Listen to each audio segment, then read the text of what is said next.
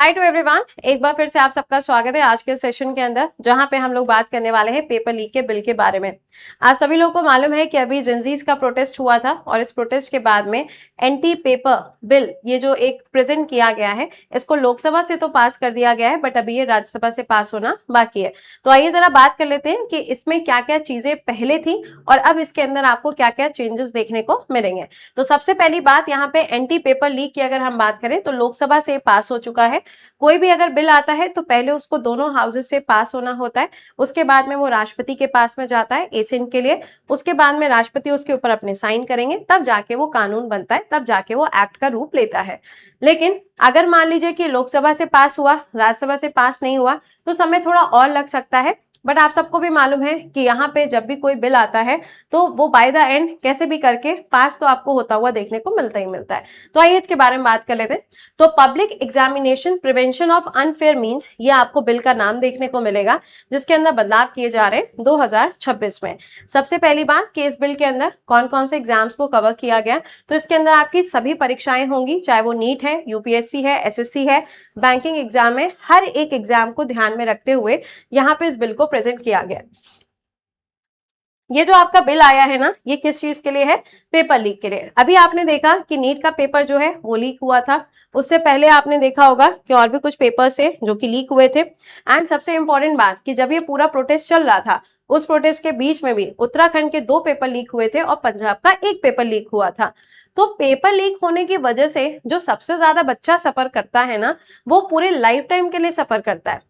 उसमें उनके पेरेंट्स भी होते हैं। क्यों? क्योंकि पेपर जहां कहीं पे भी हुआ है, आजकल तो सेंटर कोई पास में मिलता नहीं है, इतनी दूर दूर सेंटर मिलते हैं। बेचारा बच्चा इतनी दूर तक ट्रैवल करके जाए और ट्रैवल करने के बाद में भी अगर वापस आते आते पता चले कि पेपर लीक हो गया है, तो कितना दुख तो कितना ज्यादा ही होता है। चले, तो देखिए क्या है 2024 को अगर हम 26 के साथ में देखें, तो 2024 में आप देखोगे तो यहाँ पर जो अपराध था उसके लिए जो सजा मिलती थी वो 3 से 5 साल की सजा होती थी। लेकिन यहाँ पे क्या किया गया है, जो जेल की सजा होगी उसको मैक्सिमम 10 सालों तक के लिए कन्वर्ट किया गया।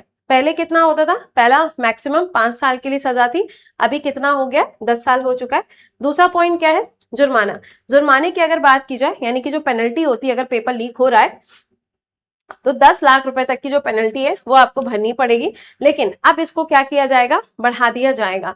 अच्छा, इसमें एक चीज और है, कई बार ऐसा होता है कि कोई एक इंडिविजुअल पर्सन होता है जो पेपर को लीक कराता है। कई बार ऐसा होता है कि पूरा का पूरा एक सर्विस होता है, यानी कि 3 4 5 6 10 लोग होते हैं, पूरा एक उन्होंने चेन बना के रखा होता है, वो लोग पेपर को लीक कराते हैं। कई बार ऐसा होता है कि कोई ऑर्गेनाइजेशन ही इसको लीक कराती है। तो अलग अलग जगहों पर अलग अलग इन्होंने प्रावधान किया हुआ है कि अगर मान लो यहाँ पे जो पेनल्टी देनी है वो 10 लाख यहाँ पे लिखी हुई है, तो अगर इंडिविजुअल है तो उसका पैसा अलग है, सर्विस वाला है तो भाई उसका अलग है, ऑर्गेनाइजेशन वाला है तो उसका पैसा अलग है। बट मैक्सिमम जो होगा वो आपका कितना होगा? 50 लाख देखने को मिलेगा। सर्विस प्रोवाइडर्स जो होंगे इनके ऊपर आप देखोगे तो 1 करोड़ तक का जुर्माना पहले के टाइम पे था, और अभी इसको इंक्रीज करके कितना किया जा रहा है? 5 करोड़। और यहाँ पे क्या होगा? 8 सालों का बैन भी हो सकता है। ऑर्गेनाइजेशन या सर्विस प्रोवाइडर, जैसे कि आप मान लीजिए एसएससी का पेपर एडिक्विटी करवाता है ना, तो आपने देखा था जब एडिक्विटी ने लास्ट ईयर पेपर कंडक्ट करवाया था तो पेपर सेंटर्स पे कितनी ज्यादा इश्यूज आए थे, है ना। तो उसी तरीके से यहाँ पे जो सर्विस प्रोवाइडर है उसकी बात कही गई है। अगला क्या है? अगर यहाँ पे ट्रायल वगैरह, ये तो आप चलो लास्ट पॉइंट छोड़ सकते हो, बट जो मेजर पॉइंट है वो आपके यही 3 पॉइंट्स आपको देखने को मिलेंगे। अच्छा, अगला पॉइंट, 7 से 10 साल की गैर जमानती जेल, यानी कि इसमें आपको बेल नहीं मिलेगी। अगर आप सोचो कि इसमें बेल मिल जाएगी, तो ऐसा कुछ भी नहीं है, इसमें आपको बेल नहीं दी जाएगी।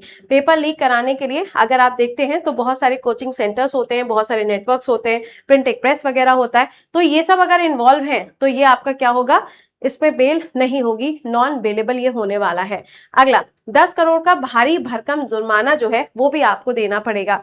ऐसा नहीं है कि आपका जुर्माना ये कम हो जाएगा, तो अपराधियों से परीक्षा रद्द होने पर सरकार और परीक्षार्थियों कि यहाँ पे जो नुकसान है उस नुकसान की वसूली किससे की जाएगी? ये जो पैसा यहाँ पे आएगा उससे उनकी भरपाई की जाएगी। ठीक है, जैसे कि मान लो आप कोई पेपर देने जाते हो, ट्रैवल करके जाते हो, ट्रेन से जाओगे, बस से जाओगे, तो उसके लिए क्या होता है भाई? पैसा लगता है, तो उन सब की भरपाई यहाँ पे जुर्माने से की जाएगी।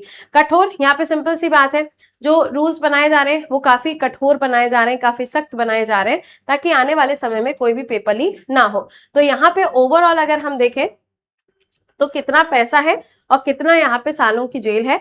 तो ओवरऑल यहाँ पे अगर आप देखोगे तो वही आपका 10 करोड़ तक जाएगा और 10 सालों की आपको जेल देखने को मिलेगी।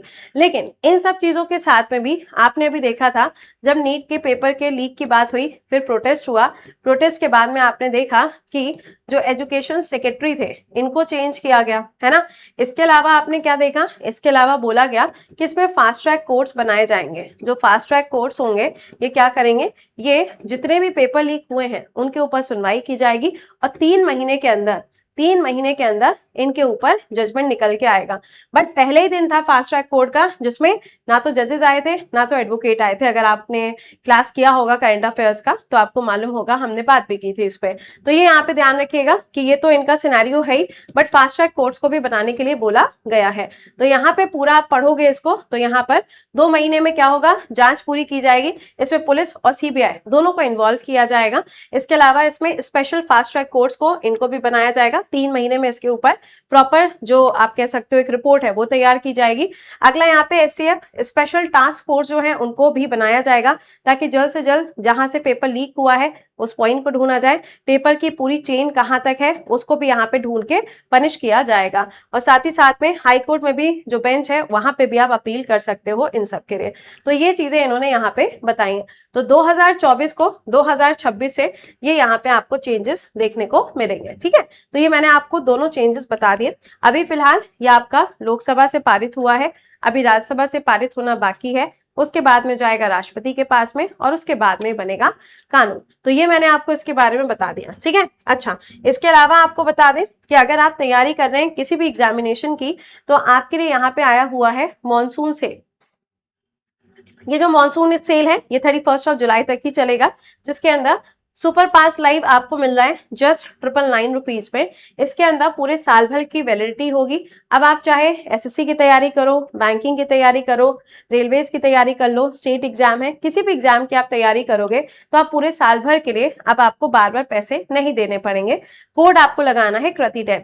आप कहोगे कि अभी तो मैम सिर्फ सीजीएल ही चल रहा है तो इसमें सिर्फ सीजीएल का ही बैच होगा।